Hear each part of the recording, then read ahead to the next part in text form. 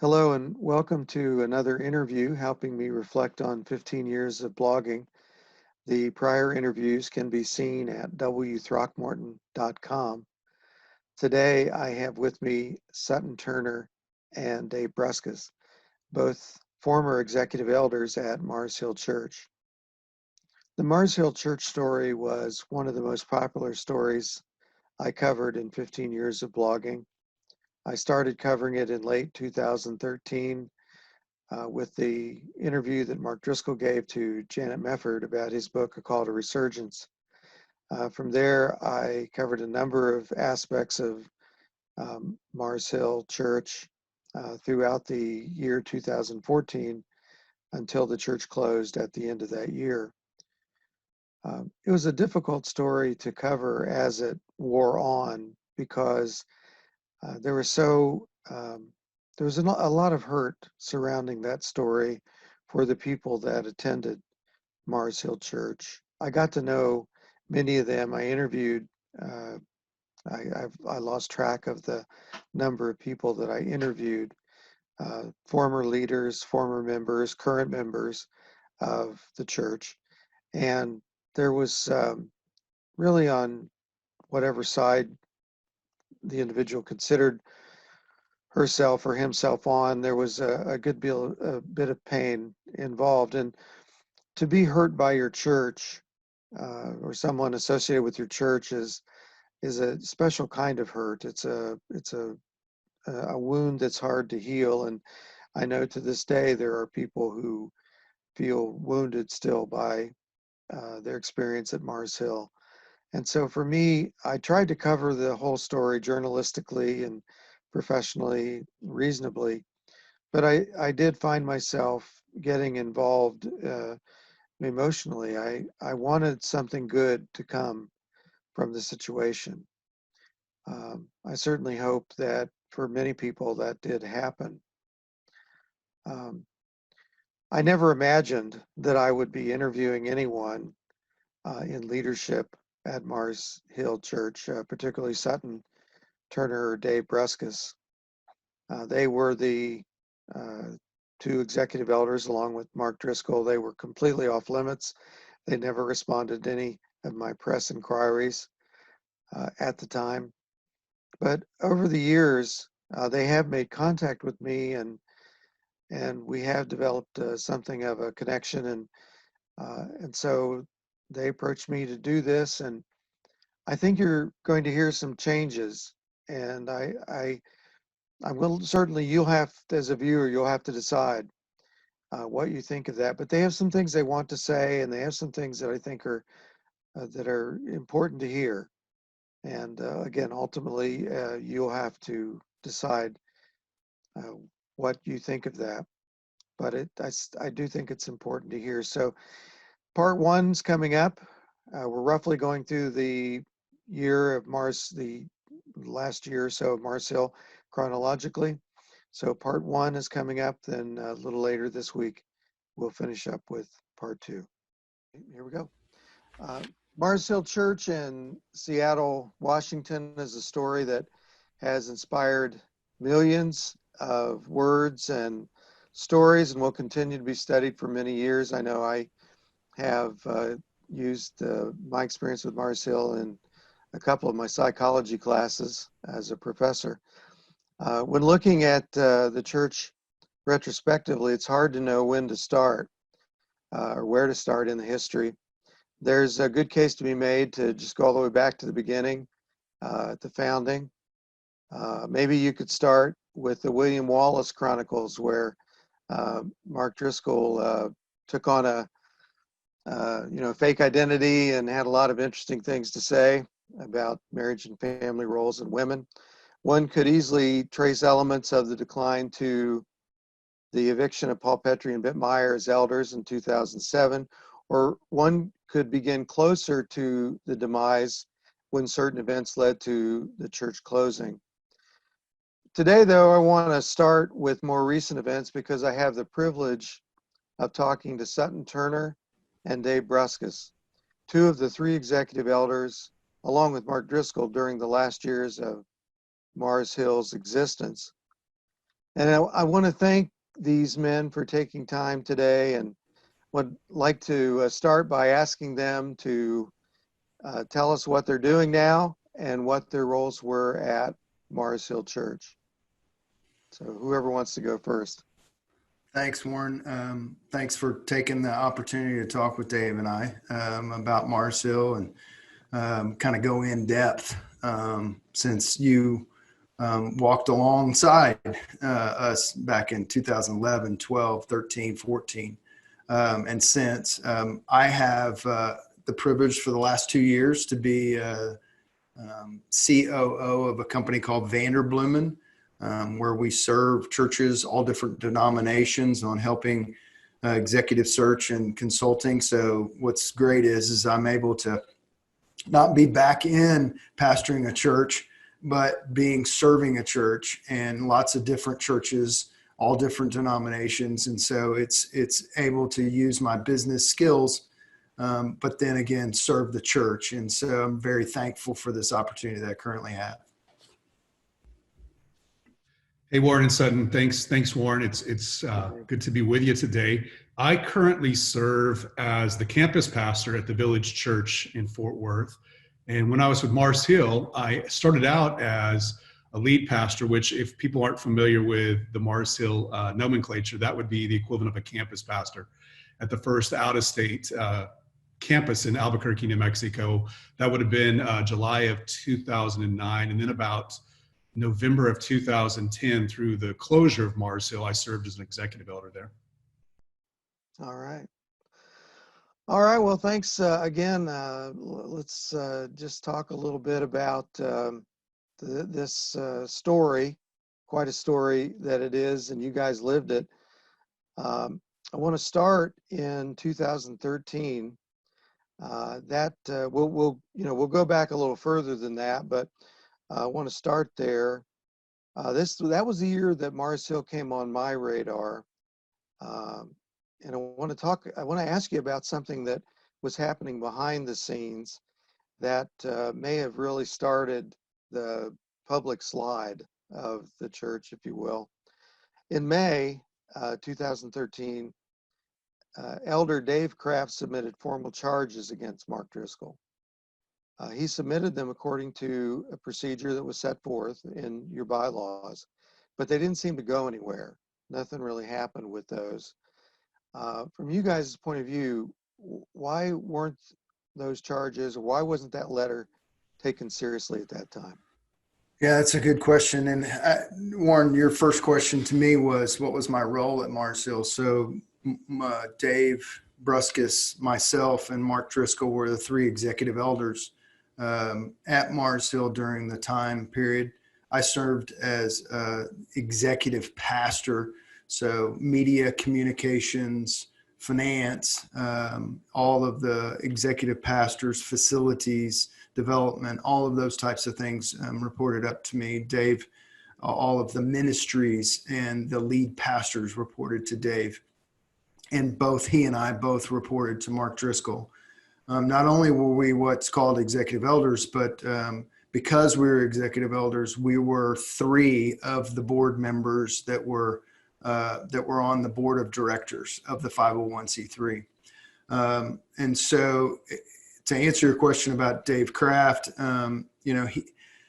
so the May of 2013 charges were brought up with 9 fellow elders that he said that he could bring forward during some type of investigation.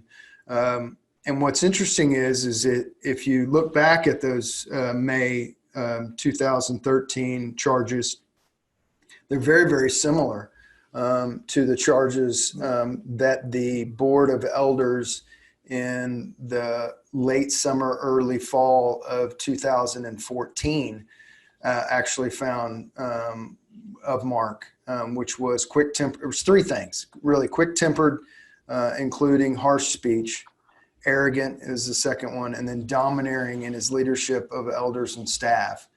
And so that very similar, if you read through Dave's Kraft's, to then what was produced basically a little over a year and a half later. unfortunately, those charges that, like you were talking about, in that existing board, in that existing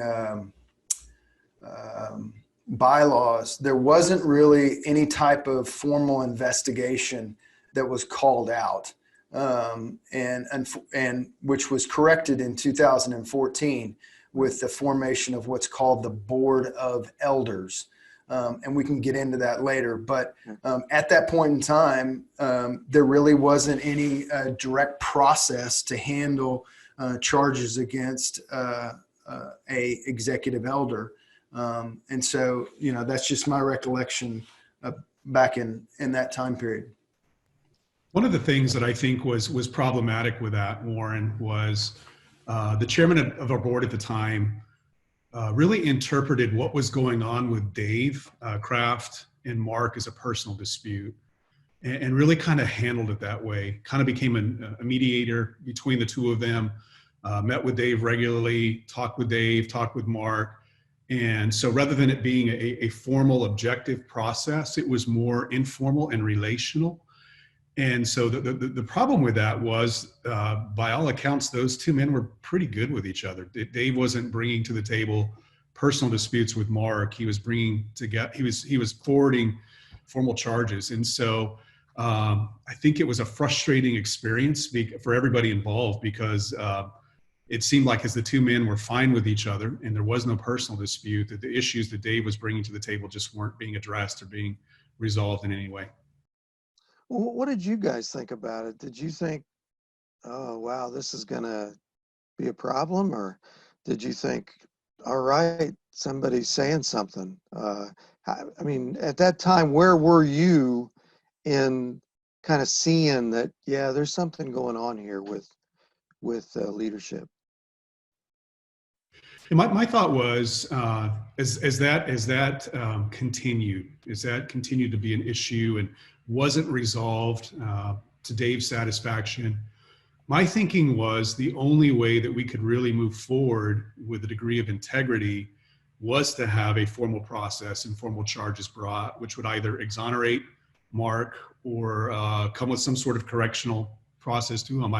We just couldn't leave that out there. That couldn't just go away. That would not have integrity, and that would not help anyone for that matter. And that's probably what morphed into Sutton putting together just a more specific plan to address those issues. And Sutton, I don't know if you want to address that. Yeah, I mean, so I really didn't know Dave Kraft. He had gone down to California right around the same time that I came on the scene, which was in April of 2011. And so I really never had I really didn't get to know him at all. But as I saw that thing unfold, I kind of compared it to Paul and Bent and that investigation and basically how, I'd never met Paul or Bent because that happened in 2005 and 2006.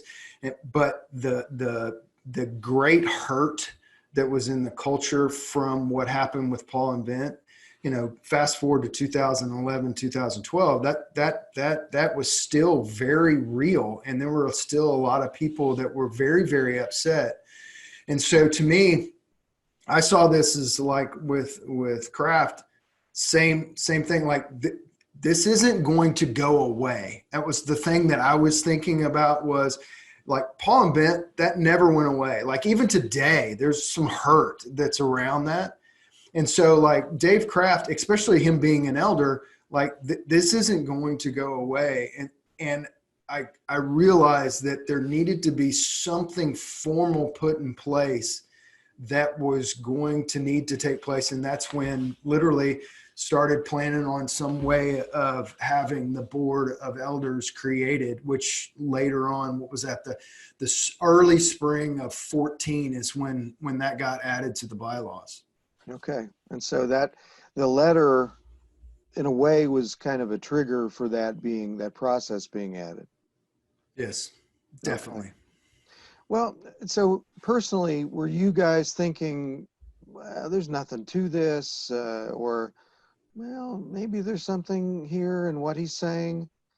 where were you in the trajectory of, because by now and by the end, you were thinking, yeah, there's some stuff here. But were you anywhere on that train at that point, or were you just trying to do your jobs? Yeah. See, I mean, there's something. Go ahead, Dave. Yeah, you're insightful in asking that question. Where I for a lot of the time that I was in Mars Hill, I did feel over my head with as our campuses were growing, as we were multiplying quickly. I felt really, I felt in over my head just to keep the thing moving and moving forward. Most of we didn't see. I don't recall seeing the formal charges, Sutton. I don't know if you did at the time. I can't recall seeing them. The explanation we would get from Mark and others was that these were things that were largely in the past, that these were things that had been corrected and addressed in the current, and as we can talk later perhaps, I personally didn't witness many of the incidents that people would talk about from the past. So my thinking was that things had changed, that Mark had changed, that there was progress being made on his part. But it also made me think that we did need to have a formal process so that we could assess that and we could evaluate that. I felt for Mark's future at Mars Hill, there had to be a reckoning. There had to be some formal sense in which these things were brought forth, where people had the freedom to express their concerns and to a group of people that would be unbiased and objective, and then we could move forward, and then hopefully even not only move forward with whatever corrective action needed to happen, that we could actually move forward in true reconciliation, that people could be reconciled together. And so my hope was that would be a springboard. So, I certainly had concerns. I was still relatively new to the organization at the time, at least at that level. I didn't see the things that people were hinting at and alluding to in the past going on in the present in the same way. And so I thought maybe some progress was being made. But even the things they were bringing weren't beyond imagination. Yeah. Anything to add to that? Just from a standpoint of going back, so May of 2013, that there were so many things going on with the launching of those new campuses that when something like that would happen, especially if I didn't know the people or was involved, I mean, typically would put my head down and had so much to do, would not, and Mark said, I'm dealing with this with Michael or whoever, and I would assume that it was being handled, which of course, in hindsight was the wrong thing to do.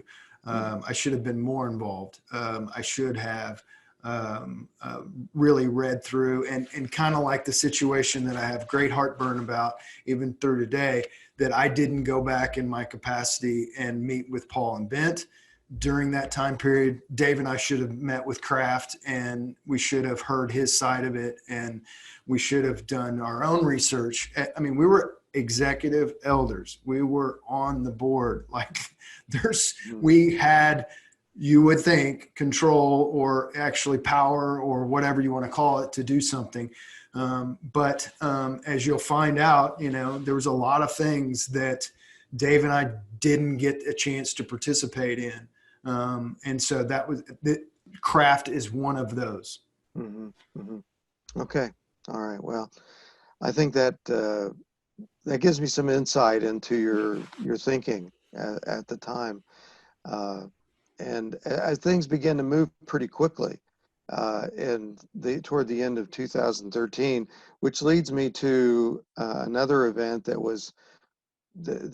brought the church into some notoriety at John MacArthur's Strange Fire Conference. It was in October 2013. I believe both of you were with Mark and James McDonald there at John MacArthur's Strange Fire Conference. Driscoll just happened to show up there with his book called Resurgence. That's the title, right, of the book, and started handing them out to conference goers. Can you? What's your recollection of that event? And I got a few quotes from Driscoll, and after you tell me your recollection, I want to ask you what you think of what he had to say. So, what do you remember about all that? As I think back, Warren, over all the things that I participated in at Mars Hill, that certainly is the most embarrassing to me. Hmm. It was just disrespectful. It was disrespectful, and it was just wrong. And so we were in the area. We were down, I believe, Sutton, if I recall correctly, we were in Long Beach, where we were going to participate in an Act Like Men conference that was going to be held on a Friday, maybe Saturday, or maybe a Saturday. And I think Strange Fire was going on just immediately prior to that. And so and so Mark already had the books with him. We were in town. He was going to be, I think the books were going to be available maybe at the Act Like Men conference. And so it started out, that the concept started out with us going to a nearby Starbucks, having books available, tweeting out, using social media to invite anybody who was going to the Strange Fire conference to come and pick up a free book, maybe even signed by Mark in this space. And I think Mark, as I remember the conversations we had, his seemingly motivation was to provide an alternative to cessationism for a broader evangelical community. Like, maybe there's this place between cessationism and the charismatic movement as it was at the time that was open to a continuation of the gifts. And I think that was the motivation. But as the plan unfolded, it just got weirder and weirder. So, it quickly went from, let's go to a nearby coffee shop. Hey, let's drive on campus.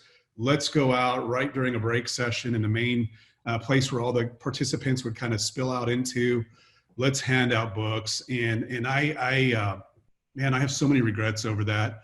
I didn't say anything. And I just knew as we were doing it, it was wrong. I mean, I just knew in my heart it was wrong. And I felt that urge, I need to say something. I need to do something. And I was cowardly and didn't.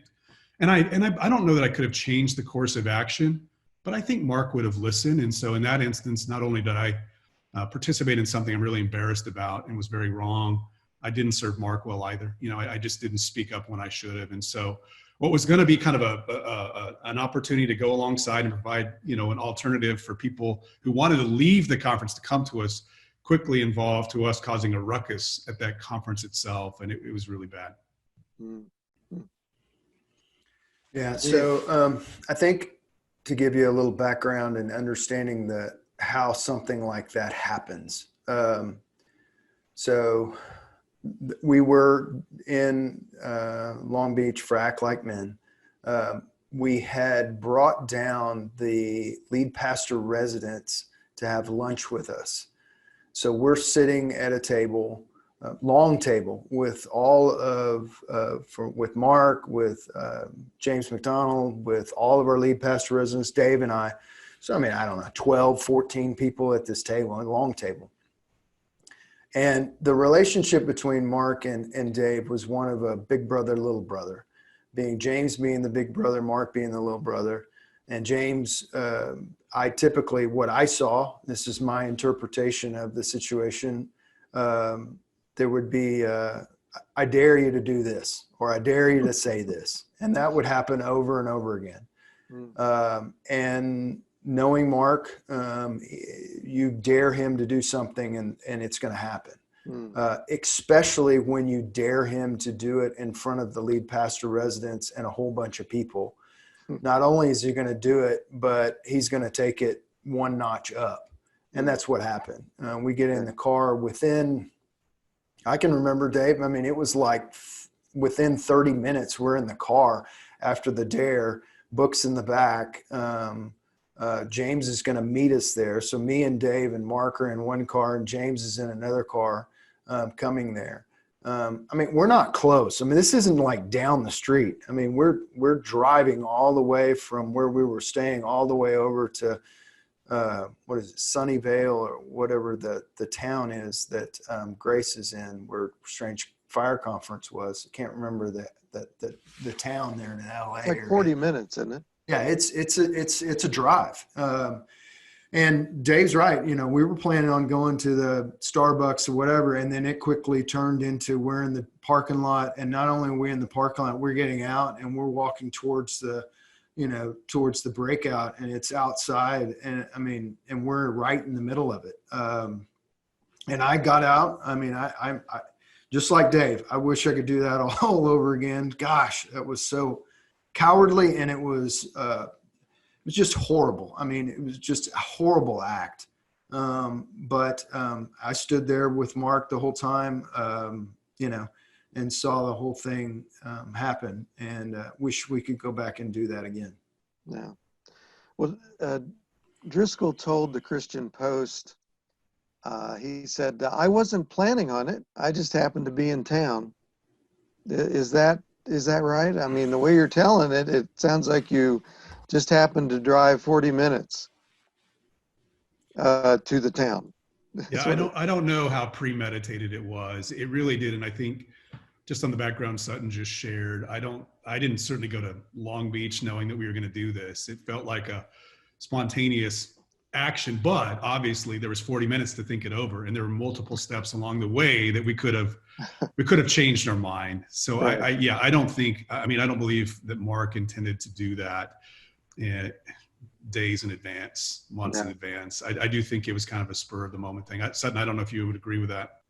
I totally agree with that. It was a dare. I'm just thankful because the next dare was that we were supposed to go drive by and find Rob Bell's house.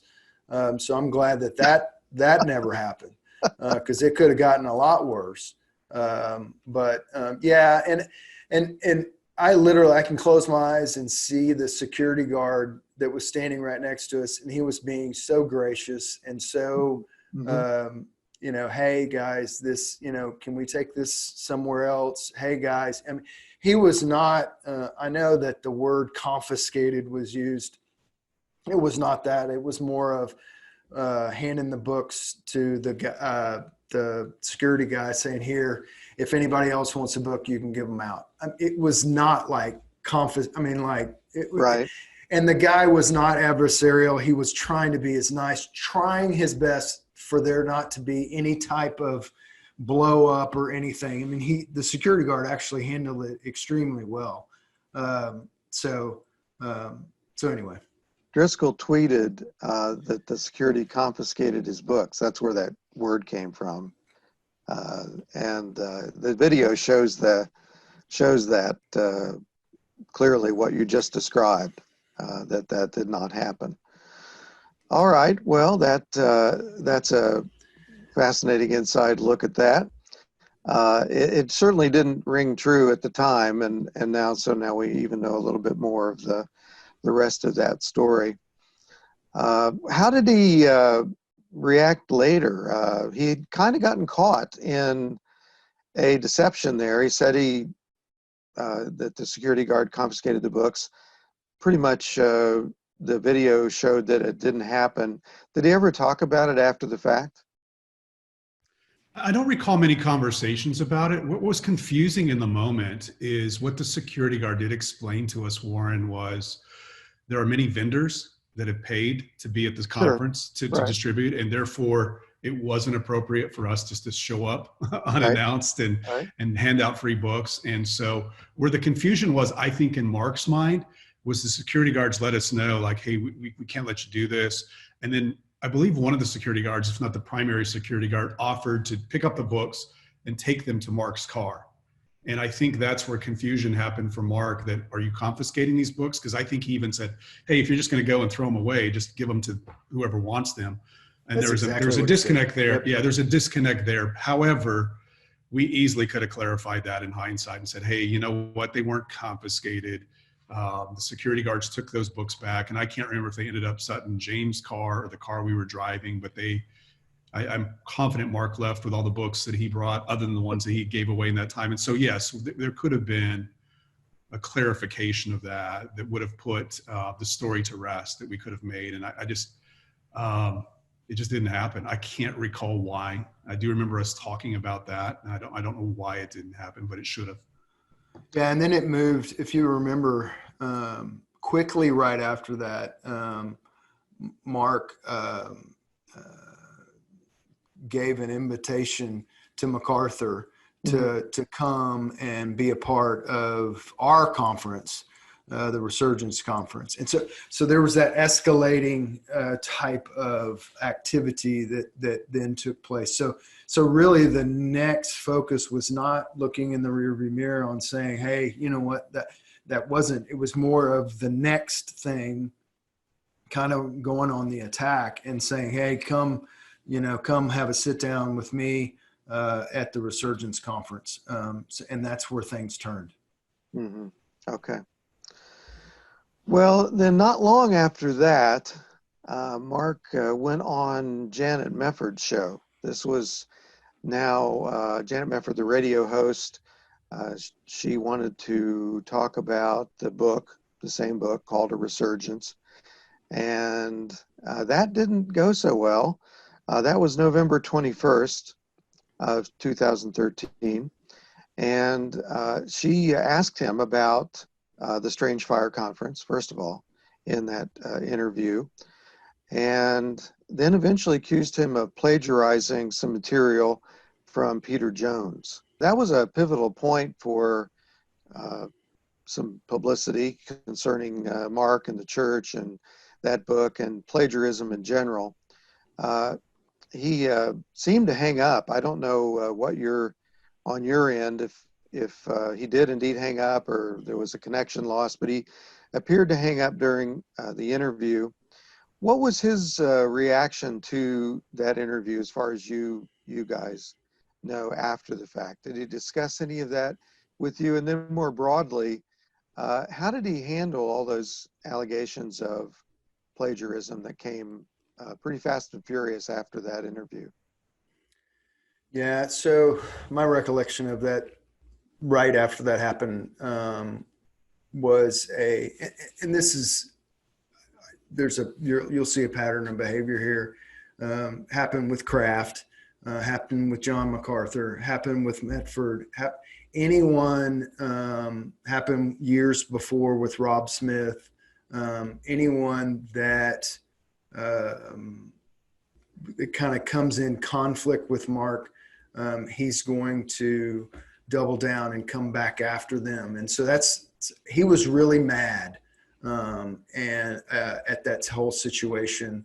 And from my understanding, had no idea of the plagiarism that was in the book or any of that. He was, I think he was pretty shocked at that point in time. But then again, he was very aggressive back. I remember towards Medford, kind of the same situation, same situation we just talked about, which with MacArthur, kind of escalating that and wanting to escalate with her. But that was, and we can talk a lot about the whole process on the plagiarism and how that came to be, but specifically about Medford, he was really, really angry. I remember, I believe Sutton and I were in Salem, Oregon when that happened. We were exploring a partnership with Corban University, great people there, what it would look like for us to provide some sort of, Seattle just didn't have something like Corban, at least we didn't, to our members. And so we were exploring educational opportunities remotely and what we could do in a partnership. And we got notice that this interview had happened. And so when we got back to Seattle, I remember two things that Mark felt. One was he was really surprised. I think he felt like he was going to enter into that interview and just talk about his book, The Resurgence.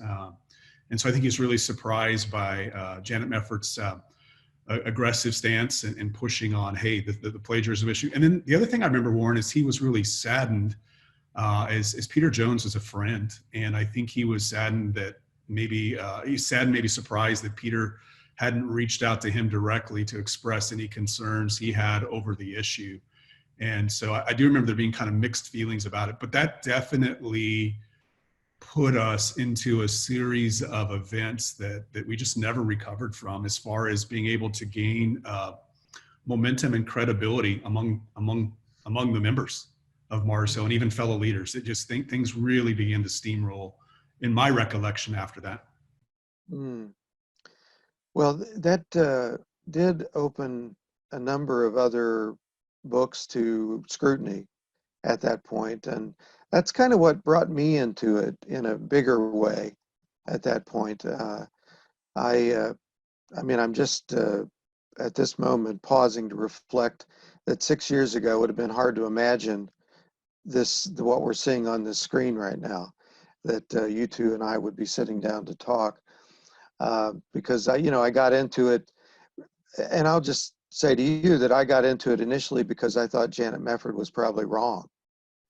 That was my first thought, was that she's probably not right about it. He probably didn't do that. And then when I got into it, I thought, well, it's more than credible what she's saying. And then I went into other books and found other citation problems, and a term came up that I had really not, thought much about before, and that was content management system. That there was a content management system at Mars Hill that was blamed for some of the errors, maybe many of the errors. Do you know what I'm talking about? The content management system, where there was a lot of pressure internally to just put out lots of material with Mark's name on it. Does that ring a bell? Yeah. Dave, you want to go first? You want me to?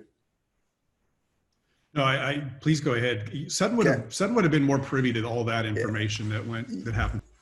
Yeah. So really, if you kind of go back to when I got involved with Mars Hill in 2011, I was a general manager, but I was in charge of a lot of different things. Then Jamie Munson left as executive pastor, and I stepped into that role in the late summer of 2011.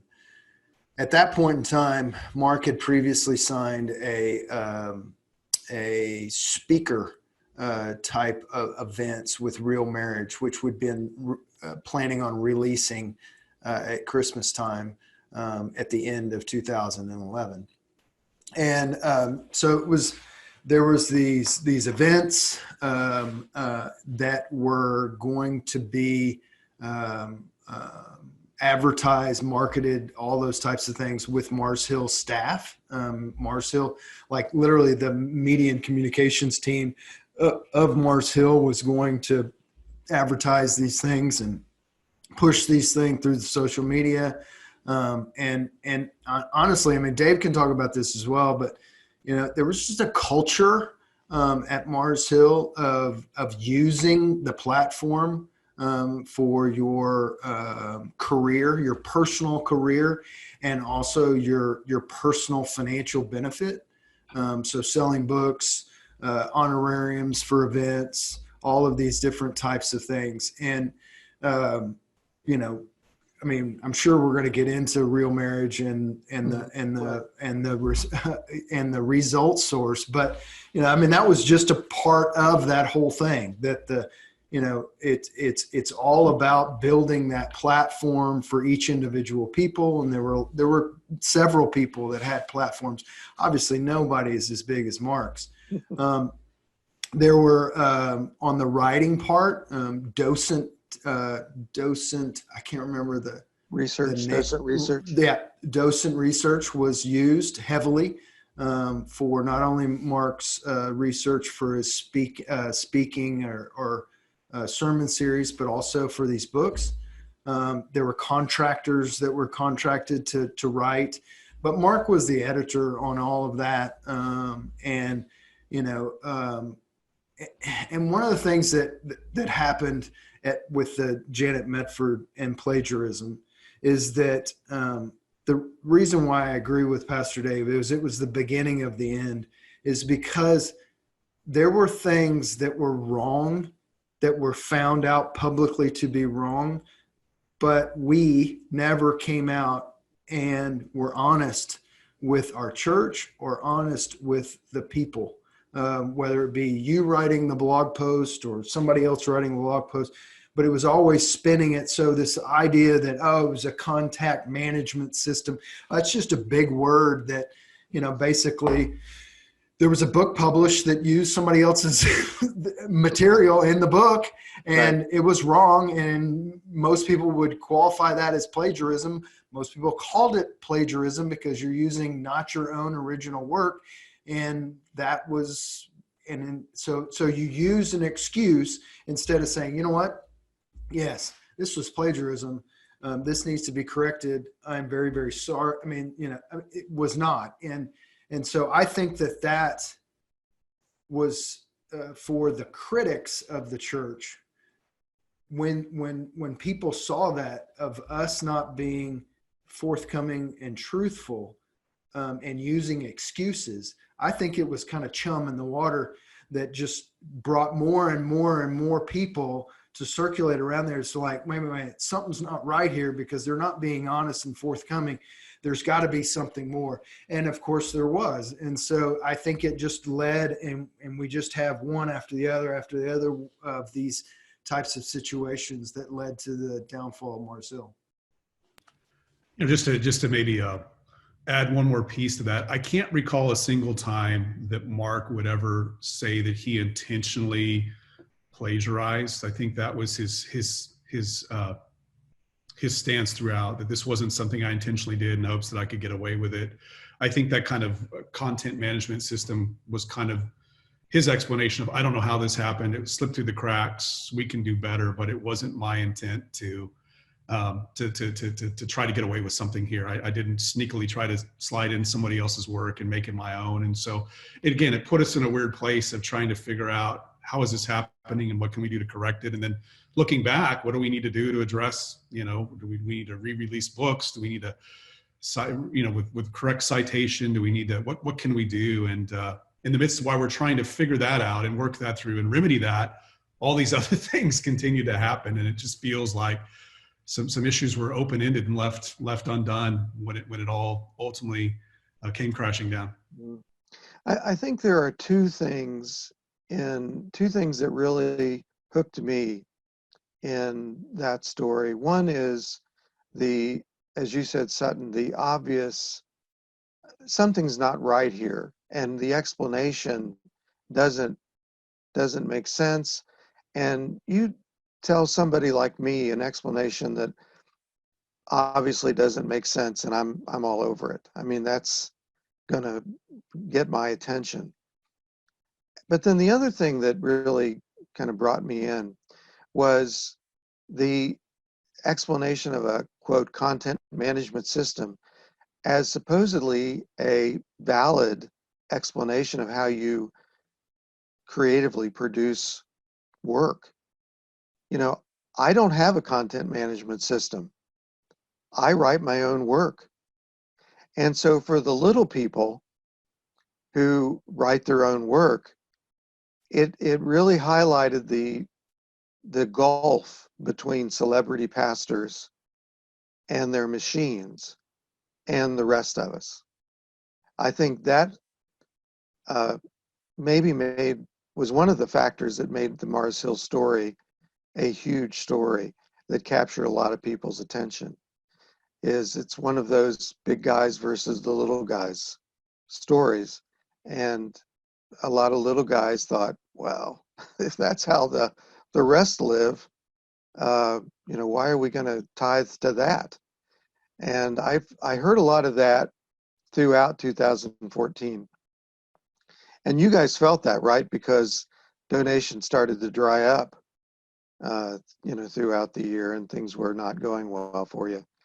Well, you mentioned Sutton Result Source, and I have to tell you, that was a story that a lot of people were chasing.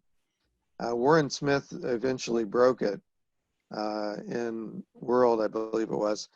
And then the next day I came out with the contract. It had been leaked to me that had been used between the church and Result Source. And I know you've written about it some, Sutton. Could you guys, again, tell me what you know about that and just some of the understanding of what Result Source did for the Driscolls in that book, Real Marriage? Yeah.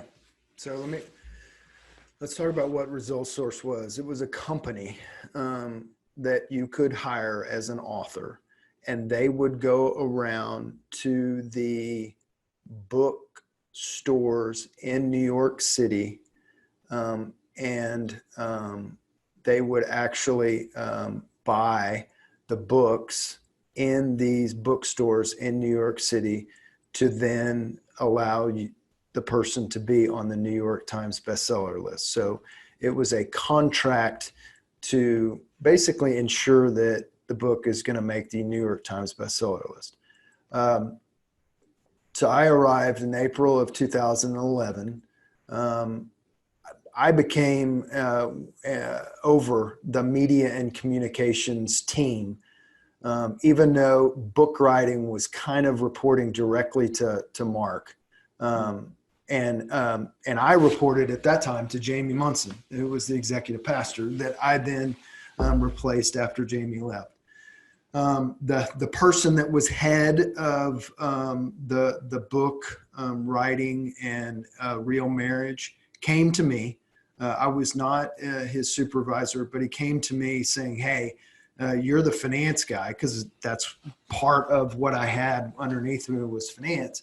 And we're signing, agreeing to this contract that's going to cost the church a lot of money. Not only it costs the church a lot of money to pay them, pay Result Source to buy these books in New York City, but you're buying these books at full retail price. Whereas if you're a church, most of the time, if you have a celebrity pastor and he writes a book, you're able to buy those at wholesale or where there's no royalty involved and there's no markup involved. And so the church is able to buy them at the low level, mark them up to what people are buying them in Barnes and Nobles, and the church is able to make some money. Actually, in this situation, the church not only is paying for Result Source, the contract, but the church is actually paying and buying these books at full retail. And I think if I remember correctly, it was like 10,000 books. So, I mean, we're not talking a small amount of money here. Right. If you include not just the check that you paid to Result Source, but buying of all these books. And so I brought it to Jamie's attention saying, man, this is totally not above board. And this guy has this and he had all of it well documented. And I used that information that I was supplied to make my case, because I had one-on-one meetings with Jamie. So nothing really happened for, I'd probably say 4, 5, 6 weeks. I'd ask about it. And then the next thing I know, Jamie quickly resigned. And then I had met Mark like one time prior to that. So I really didn't have any real interactions with those book decisions and those types of decisions. Was not a board member at that time or anything like that. And then we fast forward, obviously that contract and that agreement was made. And then I remember the day specifically because it was in October when the Result Source and all the plans and all the marketing and all these plans are already in place and up and running. And I get an email saying, oh, by the way, we've never gotten a signature on the Result Source agreement. And I'm like, that's when I remember either I texted Dave or I emailed Dave, and I was like, this is insert bad word here. This is freaking wrong that I'm the one that's got to end up signing this freaking thing. And I was the one that was fighting to try to stop it. And to be honest with you, I had a really difficult time making that decision to sign that because I disagreed with it. And I remember talking to my wife about it, and I was like, we either quit and this type of behavior continues to go on, or we stay and we try to change and make some changes here. And that's when I knew, like, this board situation that currently exists, and it wasn't really, in hindsight, it wasn't just the board, it wasn't the board members, it was just the lack of accountability whatsoever that was involved there.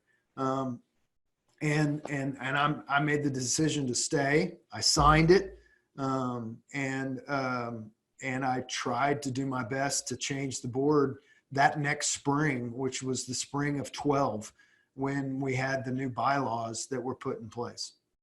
Mm, mm, Yeah, my recollection is that, and this is going to be perhaps revealing of just kind of how we did business at that time. I had one conversation with another executive elder. It was Jamie that Sutton was referring to. I remember specifically we were driving across the 528 bridge over there in Lake Washington, I think to go to Bellevue and look at what was going on there. And Jamie just said, hey, there's an opportunity we have with Mark's next book to see that it gets on the New York Times bestseller list. What do you think about that? And I said, is it legitimate? Does it have, does it have integrity? And he said, yeah. And I trusted him, and I said, okay, and just moved ahead. And that is not an excuse, Warren. That is a dereliction of responsibility on my part, and I really blew it. That was the only conversation I ever recall the executive elders having about that book. Sutton, I know, went back and looked at minutes and meetings that we'd had. I don't recall ever a time that the three of us sat down and approved the contract. I don't remember a single time where Mark wasn't pushing it. I don't recall Mark ever sitting in a meeting and saying, hey, we really need to do this. Any interaction we had, I think, or particularly Jamie may have had, or even Sutton may have had, would have been through his literary agent at the time. But yeah, it was, I'm really sorry. I blew it in that. I should have asked questions. I would like to believe, had I really known and pressed into it the way I should have, that I would have said, let's not do this. This is bad stewardship. This is lacking in integrity. This isn't the right way to go about things, but that's easy to say in hindsight. When I did learn more of the details through conversations with Sutton later, and the person he's referring to that brought a lot of the incremental costs and things to his attention, to my attention, of how it was not right. I asked him what was going to happen next, and I was told that Mark was going to pay everything back, that he was going to pay back all the incremental costs that Mars Hill Church incurred to do it. And then I would check in regularly with our finance people just to make sure that happened. And I was assured that that did happen, that he did in fact reimburse the church for those differential costs. And again, I don't know if Sutton can speak to that, but I wanted to make sure that it was made right, it was remedied. And then in time, obviously, it became more public as our BOAA began to look into it. As things became public, it became very clear that this was wrong. We needed to own that. I know Mark removed New York Times bestseller list from his bio online, and right. it was dealt with more publicly. It was too bad, and it was a broader pattern at Mars Hill, that things like this seemingly never came initiated by Mars Hill. They were always reactive and responsive to things that Warren Smith wrote, things that you brought to our attention. That we just were always, playing a game of how do we respond to this, rather than, I think, just what would have built more credibility and been the right thing to do. Just be transparent and say, hey, as we look back on this now, this is wrong. We shouldn't have done this. Here's what we're going to do to remedy it. And I think that would have at least given people in the church a little sense of credibility and integrity, but it just never happened. Yeah, I think what tended to happen was there would be a denial or a statement from the public relations department, and then somebody within the church would leak something to me. And for instance, a memo came out, saying that or a memo from someone in the content management department saying that the church shouldn't do the result source because it would reflect badly on the church and it was unethical and it would cost the church, money, and it would actually benefit Mark more than the church. I remember that memo and publishing that after your PR fellow came out and said, "Oh, it was a great thing." There were three different stories. Yeah, two things on that, Warren. So I wasn't on the board until late 2011. And so one of the first things I did was to go back and look through the board minutes of really July, August, and September of 2011 to see if it was approved and how it was approved and all that kind of stuff. I found nothing. There was never a vote. It was never even discussed in any of the board, whether it be the board minutes or the actual notes that people took that were attending the meeting. So that was the first thing, which to me was like, man, how could this happen and then never even discussed by leadership. And then the second thing, which Dave asked me in 2012, when all this stuff comes up, he said, you got to make sure, Sutton, that we make this right financially, because we bought all these books. Mark made a royalty on those books. So in December of 2012, so 1 year after I signed that, I made sure before we closed our books in 2012 to make sure, and that wasn't a popular thing for me to make sure, but we did, because I told Dave that I would make sure that happened, and to me that was kind of the start of Dave and I like trying to do some things that were kind of the public, like you were never going to see that during that time period. We could never come out and say, yeah, Mark cut the check to offset the money that he made in that. But it was more of the like behind the scenes, like, okay, that was the right thing to do. Even though in the public we're not, that was the right thing to do, which I thought kind of build trust between he and I during that time period. Why wouldn't it have been good for Driscoll to say, I repaid the church? No, there was never, that I remember, many occasions to where it wasn't spun. So a mistake, whether it be plagiarism with Janet Mitford or whether it be results source, we called it a marketing scheme. Right. All of those things were spun. Plagiarism was, it was our content management team. So there was always somebody else that needed to take the blame for that happening versus somebody standing up and saying, hey, I was wrong. This was wrong.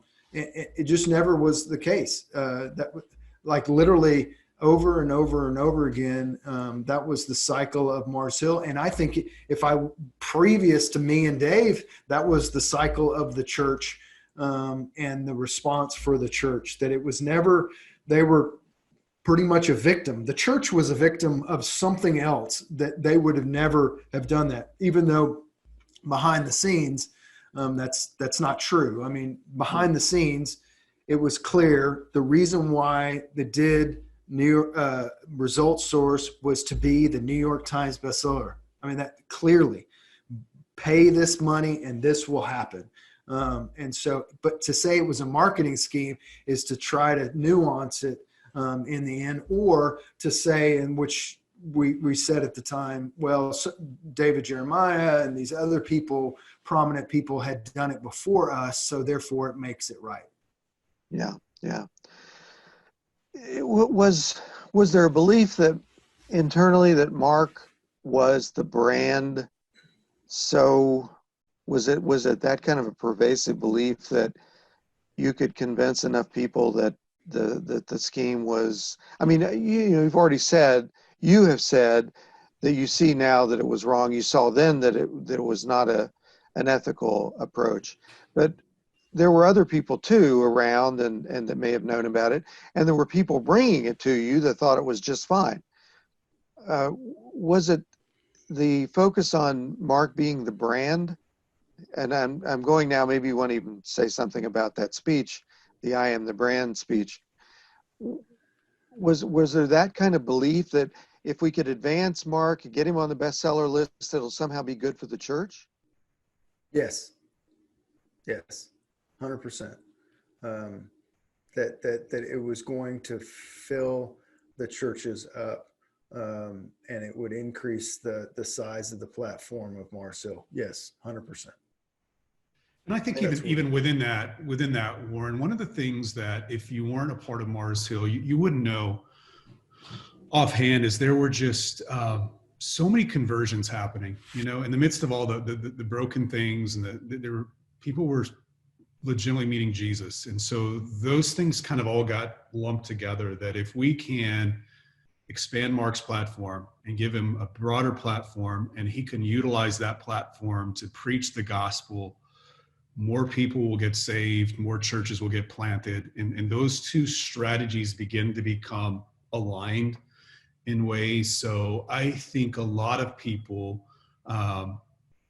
weren't thinking about just making a celebrity out of Mark. I think a lot of people at all different levels of the church were thinking, let's see if we can reach as many people as we can. Let's see if we can plant as many churches as possible.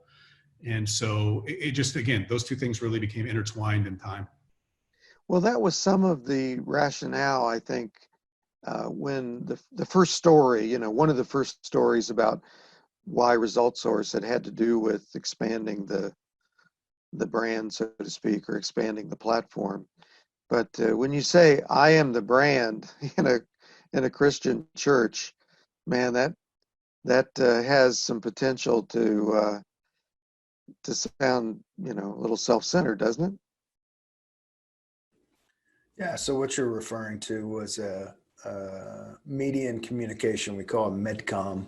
I don't know, 30, 35 people, plus all the other people that were there in the 50th building there in Ballard, where we all main office basically. Mark, it was, if I can remember right, there was what I feel like some struggle between Mark and some people on the media and communication team with what's bringing people, basically, what's selling books, what's doing all these things. And Mark did make that comment in his what would you call it? It wasn't a speech. It was more of a communication, like a staff meeting kind of feel to it, and definitely said that he was the brand.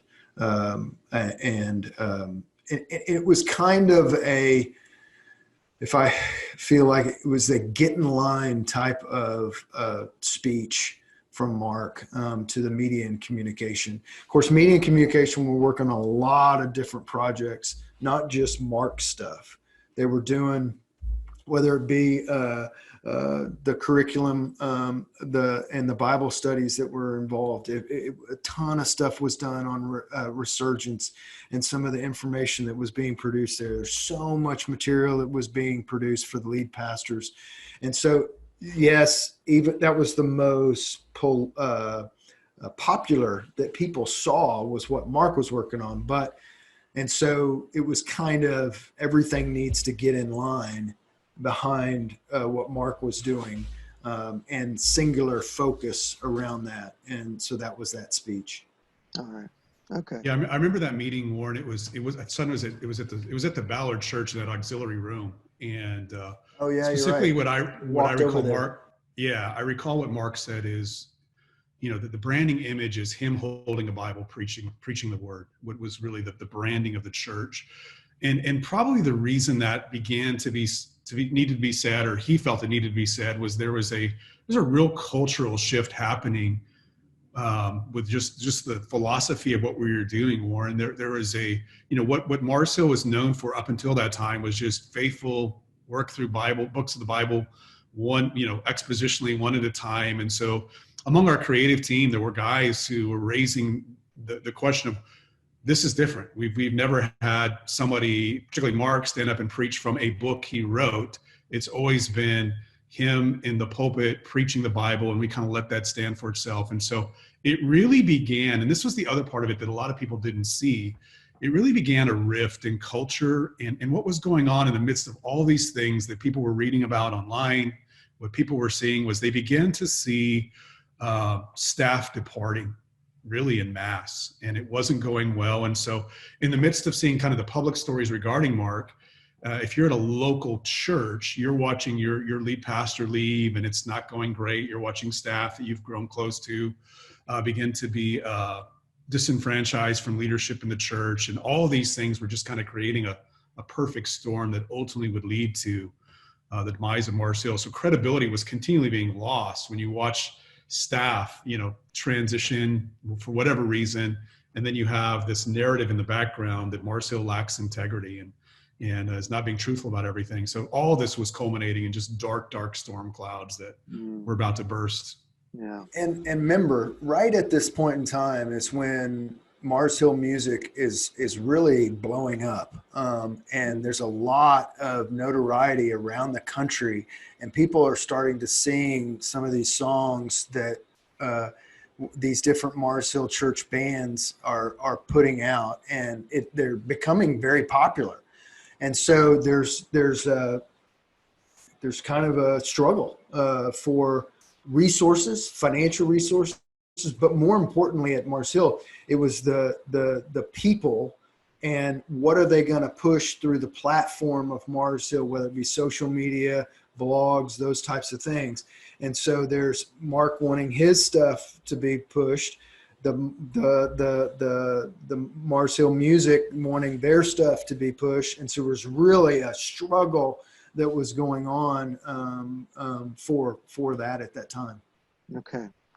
And so you feel like that he was kind of asserting his position in the middle of the growth of the church.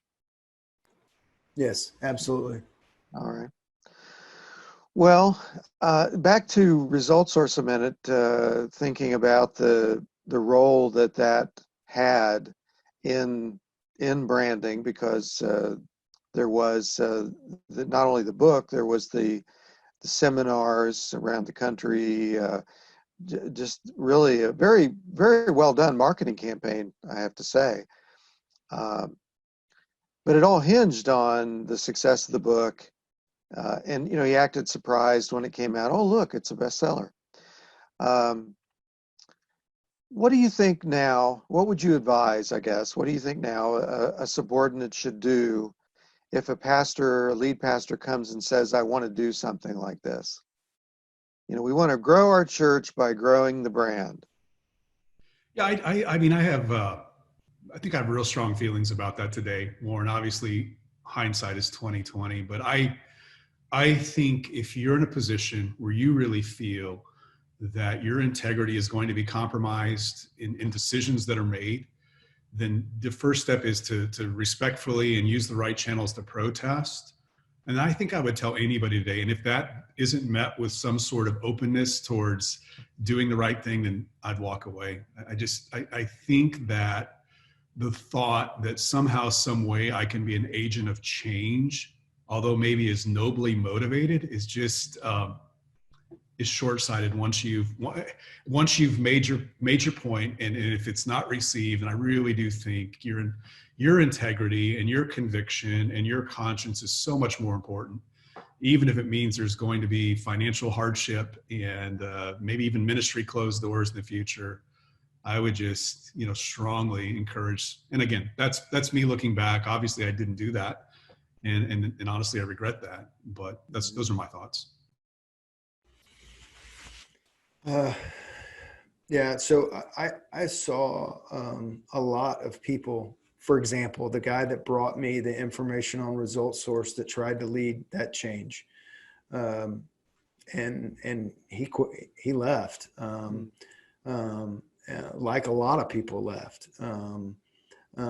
Some people would stand up and say, hey, this is wrong, and write a letter or request a meeting or something like that. But there wasn't any change that was, or any receptivity to hearing how things needed to change.